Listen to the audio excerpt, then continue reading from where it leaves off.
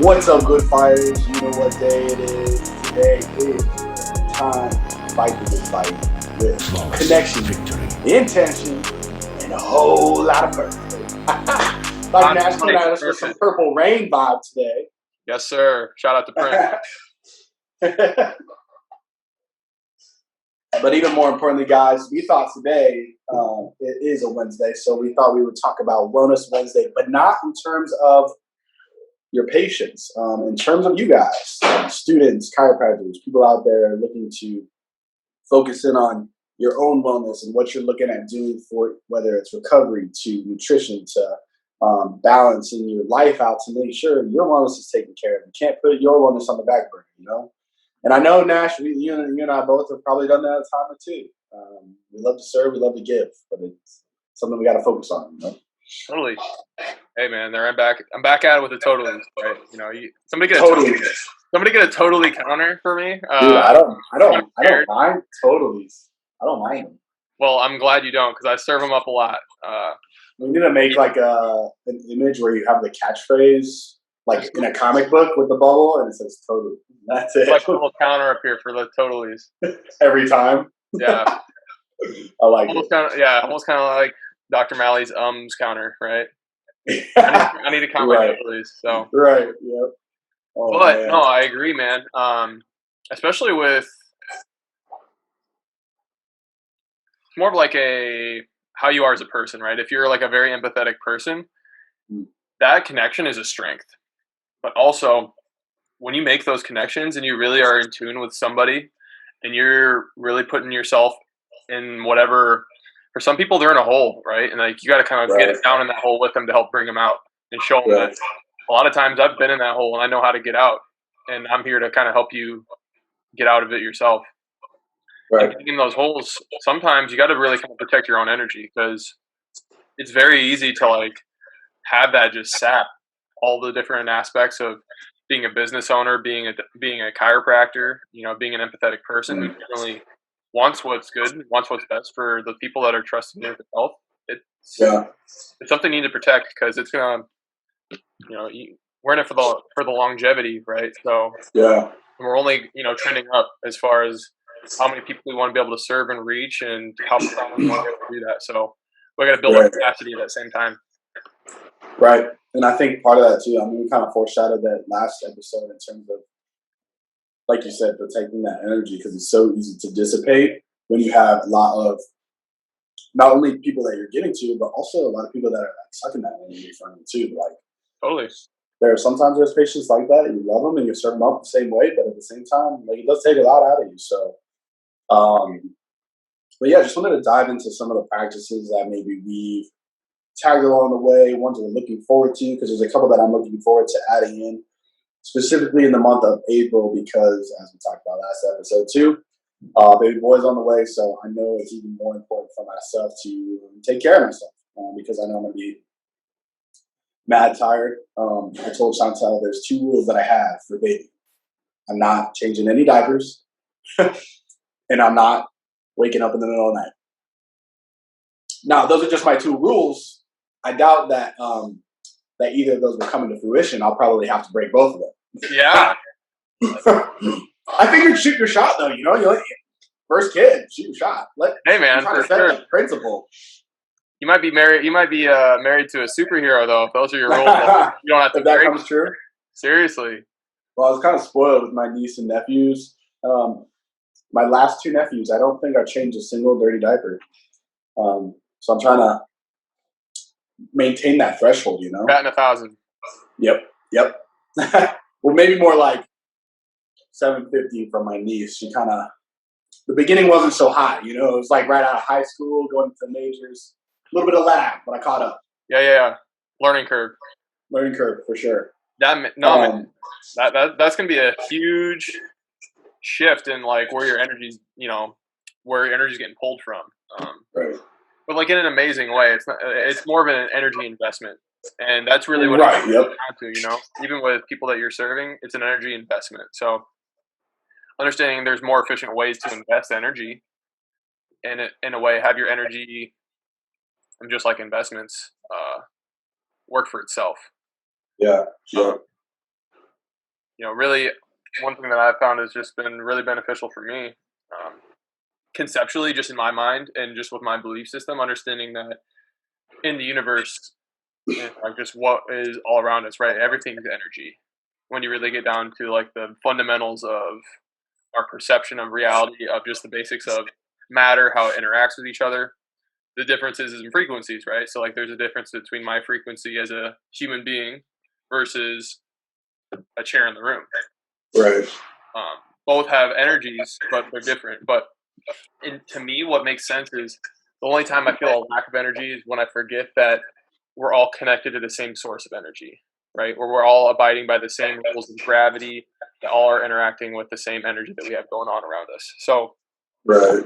that's a big one for me. That really helps me kind of envision like a bottomless well that I can kind of pull from, that I can continually serve as many people that Yeah. that I like that. are in front of me. I like that visualization too, and just maintaining even that mindset shift can make such a huge impact on how you then give. Because if there's too many times where we limit ourselves, especially for like whether it's spouses or children, where we're saying, okay, I only have this much energy to give, and by the time I get home at 6 p.m., like I have none left to give.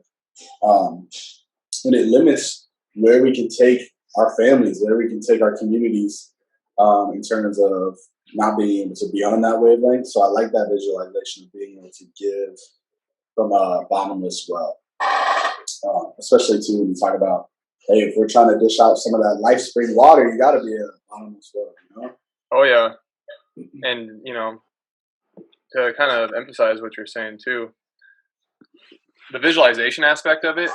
I think for me, visualization is huge. So there was this cool exercise that I was able to be a part of down in MLS2 in Atlanta. And in it, for me, this was like such an exercise that I really have, I don't know, it's done a lot for me because it really allowed me to let go of some things that I didn't even really realize that I was hanging on to. Some old identification stuff that I had with my identity, things that like they don't serve me in moving forward, right? They're essentially kind of tethers holding me back to an old identity, but I truly know and believe that I'm not that person anymore in multiple ways, physically, mentally, spiritually. I know I'm just not that same person. So the exercise was this: so everybody there, who were all in a circle, and we were all just kind of taking time to soak in the silence, right? But in the process, we were all told that in the middle of the room, we want to visualize this ball of light. And in that ball of light, you want to take everything that, trauma, everything negative, all the dirt, grime that you have going on mentally, that things that aren't serving you, things that are telling you no, things that are weighing you down, things that are creating anxiety, or fear, loss, anything, add those to the ball, right? And just feed that ball. And that ball is going to be like your energy trash can. And at the end of the exercise, that energy ball, it's still going to be there, but it's no longer with you. So you're essentially giving it up. And that's something that I think about a lot too, especially after a stressful day, different aspects of life that you weren't anticipating. That is, I had this much conceptual volume of energy that I thought I was going to have to expend a day, and I had to go bigger. So in a way, having that to kind of feed into the things that I just like I'm holding on to that aren't serving me anymore, that really helps me a lot. Yeah, I like that a lot, especially too when you think about, especially when you said like there's things that you were holding on to that you don't even think about, and we have so many of those, so many of us out there, Kyra or not, we hold on to those patterns, and we hold on to those perceptions or visualizations of who we maybe were in the past, because we get in that mode of like, yeah, I'm still in high school or college or whatever, and in your mind you're still there in some aspects, not you haven't full evolution maybe hasn't taken place yet. So I like that a lot. And in regards to visualization for myself, in terms of that, going to like, I like to visualize my practice being like crazy busy, like an overwhelmingly amount of busy, because then I can kind of get in that mindset of nothing else matters except for the person on the table and getting to the next person in a loving way. Because if I can do that now, then I'm not worried about, oh, I got to email this or email that or text this, text that, or call whoever. But in the moment, I'm visualizing who I'm serving while I'm in the office and not getting caught up in all the busyness of the monotony. Just the one thing that I hate about practice is the monotony of emails and garbage that I don't want to deal with. So yes. So in Are You the Doctor? Have you read that yet? Mm-hmm. So Dr. Barge talks about his dad because his dad is a chiropractor. And he always called it's part of the joys of motoring.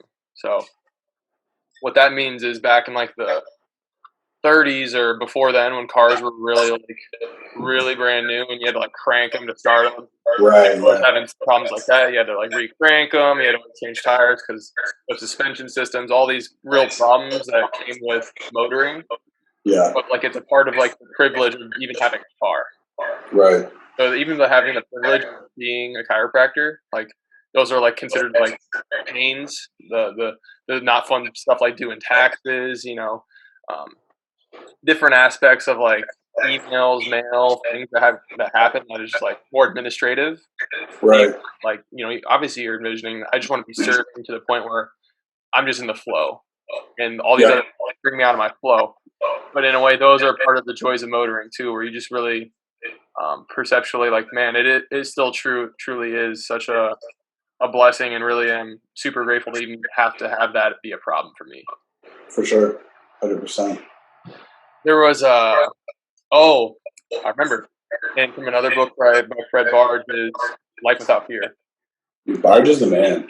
Dude, yeah, oh yeah. Legend. Side note, so the new W216 at school. Yep. I mean, just where they redid everything, right? Is that where we had? That's where we had philosophy and CNS. Okay, perfect. Yep. Wait, or was that 210? I can't remember. One of those two. They used to have the Fred Barge quote. Remember? On that wall? Yeah. Not there anymore. Unfortunately. And now I'm thinking about it too. If you're a student around campus, definitely go around and just take pictures and hold on to all that. Take as much as you can. Because I really don't think that they're always going to be there. Because even some that were there, like there were some gold ones by BJ in the toggle room. Those aren't there anymore either. It is what it is, man, and we'll call it what you want. But they're going to go through and revamp everything, and not all the same epigrams will be there. So they want to make it presentable and not presentable to who, though, right? But where I was going with that was with Barge is this quote he talks about. You go through life and you put on different coats. So, the coat you put on in high school is different than the coat you put on in college. The coat you put on undergrad is different from the coat you put on as a grad student.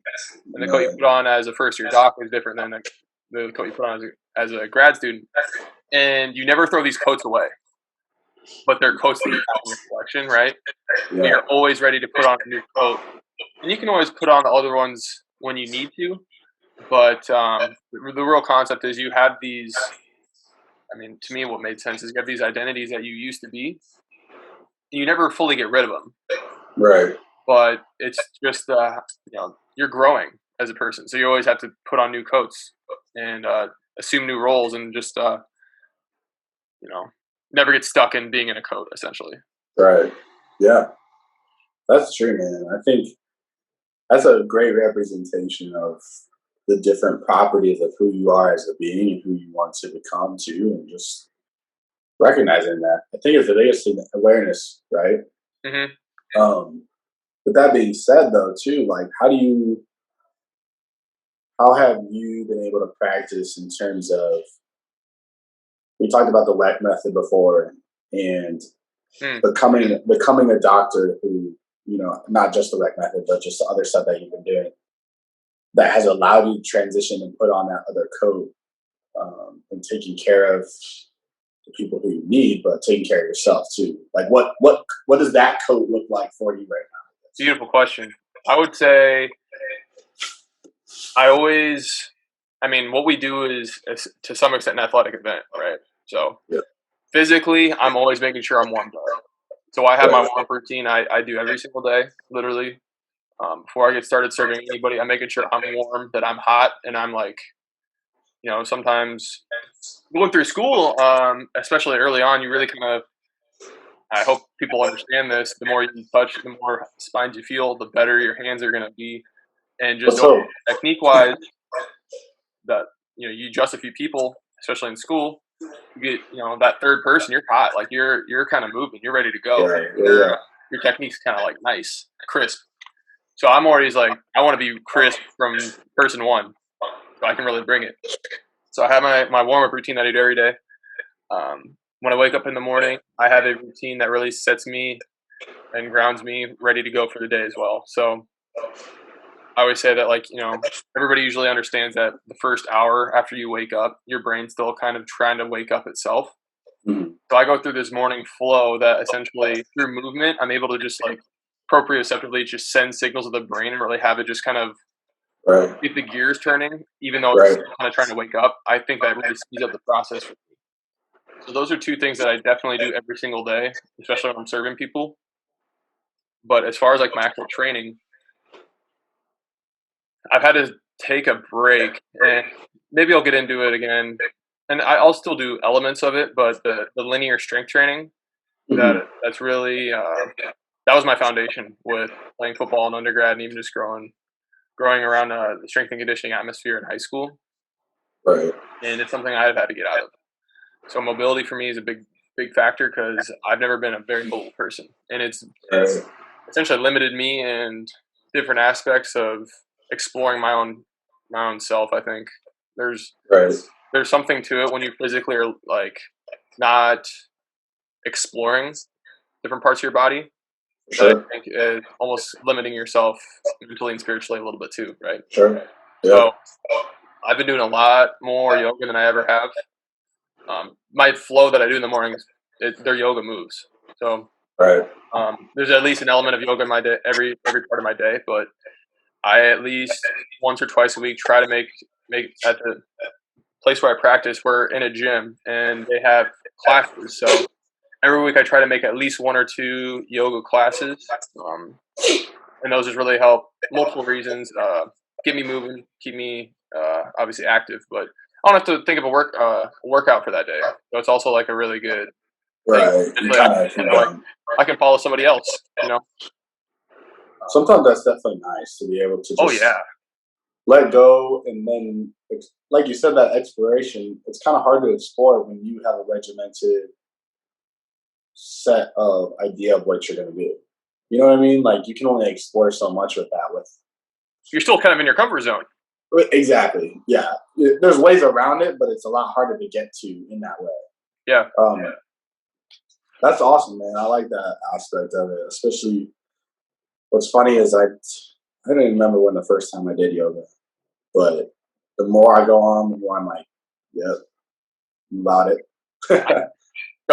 So more on me. I mean, I hate just to make it about me. It's just that's the only life I've ever lived, at least perceptually. Sometimes I feel like I've had a reincarnation somewhere along the line or something. But the Phoenix, the rising. Hey. So I didn't start doing yoga, and I had like a back injury in high school, and I also had a hip injury in junior college. So like, two things that like created a lot of restrictions and just my mobility and even just my habits of what I was doing, working out on the field. Mm-hmm. And I didn't even start doing yoga until like my junior year of college. That was the first time I ever did yoga. Mm-hmm. And it was very eye-opening. I mean, flexibility, like, honestly, full disclosure, Dr. Leilani, she was a gymnast. So she was basically born with that. Well, yeah, but the gymnast, crazy, man. I never really. I mean, even then, I was like, I always consider myself not a flexible person, but it is something that it's a practice thing. Yeah, definitely. It was a narrative I always told myself that I like. It was an identity that I didn't realize that I hung on to for no reason. That didn't serve me. For sure. Like, there's no reason like I can't become a flexible person. Yeah. Because flexibility, like in the true essence of higher end athletes, that represents strength too. Yep. And Yep. injury prevention and a lot of different things. So, different training state of mind. well, yeah, and honestly, so I played defense, and one thing we always talked about was bend, don't break, right? So even in that mentality, right, like having the flexibility to take on adversity, but not break, Right. not break from it. Right. So I think that in multiple ways has been something that I've kind of learning to embody even more than I previously had my old coat. What's funny about that too is when you set that intentionality with it, it becomes a strength and it becomes a life giver because have you read David Goggins' book Can't Hurt Me? I have not yet. Oh, dude, you got put on the list. I Add do. it to the list. I will. In it, he talks about how, if you don't know who David Goggins is, people listening, multiple triathlons, like just an all around animal, just a beast. Set the record for most pull ups in like however many hours. Just the grit and fortitude this man has is astounding. Anyways, he one time he's talking about how he had basically put his body through hell because he had done so much of this stuff, and he was like physically like almost like kind of dying is how it made it sound, just because he had like put his body through so much that he was like talking about how he felt like these knots on his muscles, like near the attachment sites and different things, and he was like, I don't know what it is, but I think this is the key. Like, I got to figure out how to eliminate these knots. And so he just started stretching.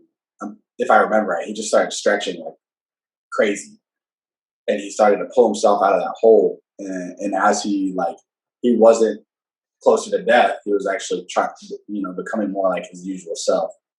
And so he spent that time period just doing those stretches and getting into a state of that flow, so that he could get back to more of doing what he loved to do, which was the endurance style. So just something that reminded me guys that even though it's not like your stronghold, it does serve a purpose, and the more you work at it, it becomes that stronghold. So, dang, that's so good. That guy's, I don't know. I mean, we always talk about how powerful mind is, and that guy really lives it and embodies it. He is tapped in. Yeah. That is for damn sure. What's funny is with like cardio and even just anything that you're doing to like a high RPE, your body has this thing where like, it's perceiving it as almost like dangerous, that it's like trying to tell you like, right. no, like stop, like this is damaging or whatever. But the more you realize, it's almost like a reflex. So to just that ability to push through that reflex really is like what makes the difference. Right. It's more of like a danger thing that we inherently are, that we innately have built into us too, and like we need that. And right. I think that even goes for what if you're going to open up a practice, or even just deciding to go to chiropractic school, or you're looking at the loans, it's like, oh man, that just seems dangerous, and your mind and your body gonna like kind of push you, make you shy away from it, and really learning to push past that initial gut reaction to stop or to resist on what's ever going on. I don't know. I just firmly believe in, like, when I feel that, that's what makes me want to double down. Yeah. And I'm always trying to work on that even more, because I mean, I'm not perfect. I'm not David Goggins, right? I mean, and it's not anything like I'm trying to push myself physically to like where I'm trying to injure myself or trying to put myself in a position where it's like a naivety thing. But right. I still know to a core what I'm doing is for the benefit of myself. So I'm gonna close this real quick. Yeah, I think with all that type of stuff, man, it comes into play when you just become just that different breed, right?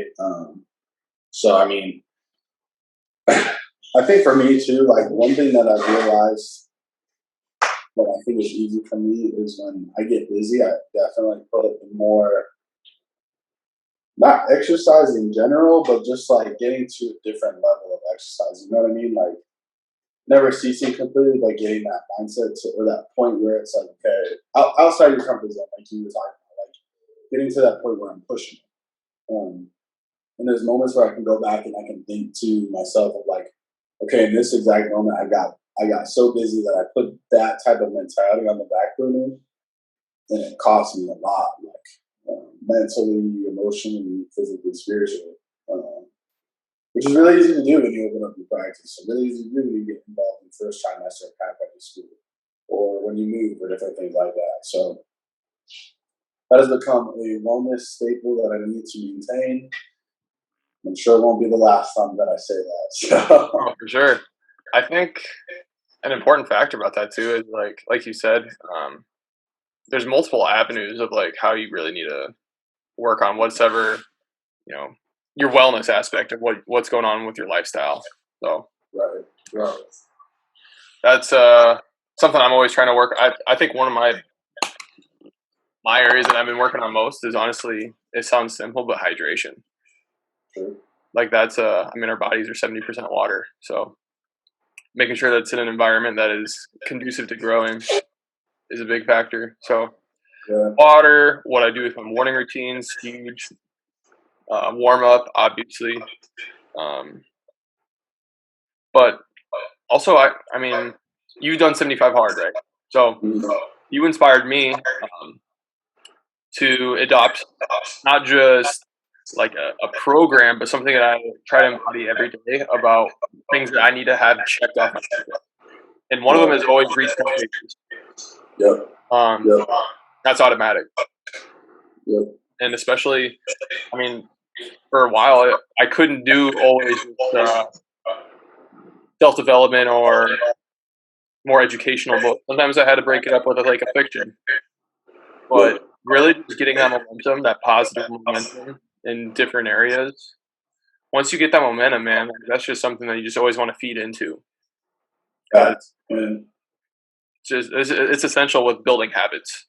Right. Yeah. That's so crucial, man. And those 10 pages, they oftentimes can become a highlight of your day. You For know? sure. Where like you read the 10 pages and you're like, I just want to keep going. But sometimes you also have to spread it out too. So definitely feel that. Well, real quick before we wrap it up here, I want to get something that maybe, because obviously, like I messaged you, I think, so I'm formulating that maintenance plan for April to better tap in and better be prepped for whatever it is I need to be or become. So for me, I thought of a few things of like wellness and recovery that I wanted to add specifically for April and then possibly long term. What are something that you have maybe always wanted to do or have thought of, or something that you thought of that you would want to add but you haven't? To my Or wellness. or like seen people to do. Yeah.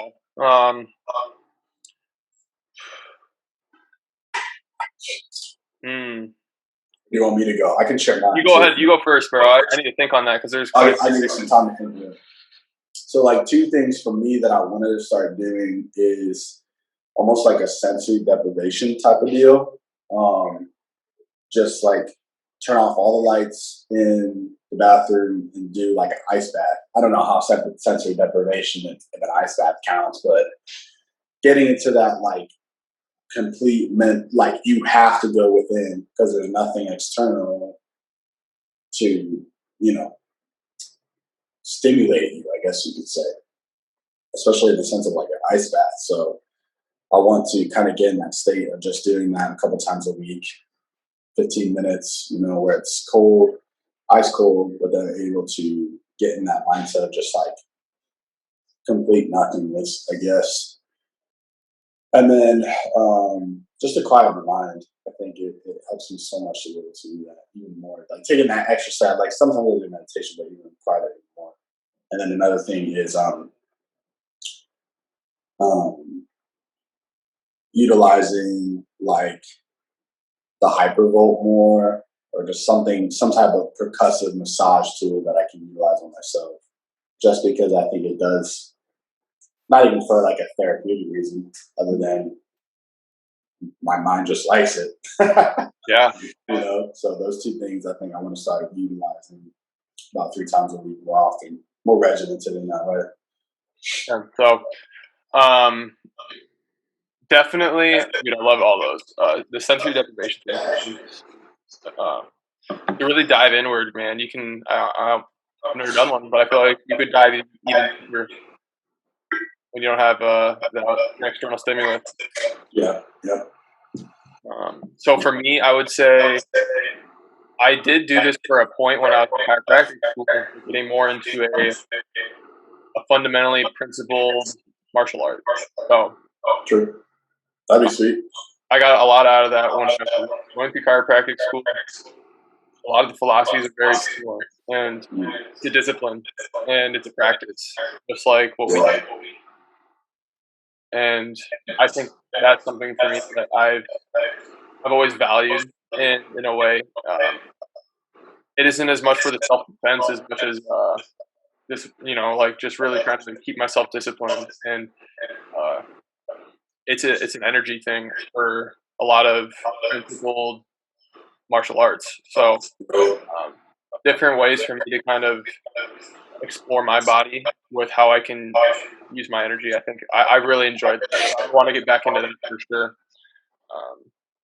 And then another one I have is more for like my social media usage and just my phone. So I would like to get an hour a day.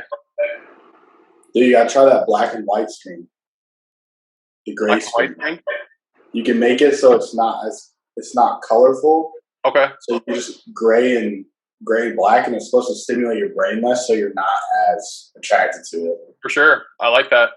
I'll definitely try that. And one thing I always like to share with people is the ability to shift your light scheme, especially at night when you're trying to go to bed, or 100%. To the red light. Get less blue light. That sounds pretty sweet, so I'm gonna definitely try that. But yeah, those are two things that definitely came to mind for me. So love it. Well, all you good fighters, there you go. Wellness Wednesday, something that I think, think about what you've been working towards so far, how you can dive deeper into that. So with that, Dr. Nash, DC Nasty, any closing thoughts? Closing thoughts, man. Just keep putting those rounds in with that good fight, dude. It's not always rewarding, but you might not always have an audience, but the universe is always paying attention, is what I've always been told. So yes, sir. Somewhere or another, it's going to come to fruition, and there's nothing more fulfilling than trying to help and serve people and trying to proliferate us as like a human race. So keep putting those rounds. 100%, bro. Love it. All right, good fighters. We will catch you on the next episode and potentially episode after that. We have a really special guest coming on. So, yes, we do. Heads up. A little foreshadowing for you. So, all right.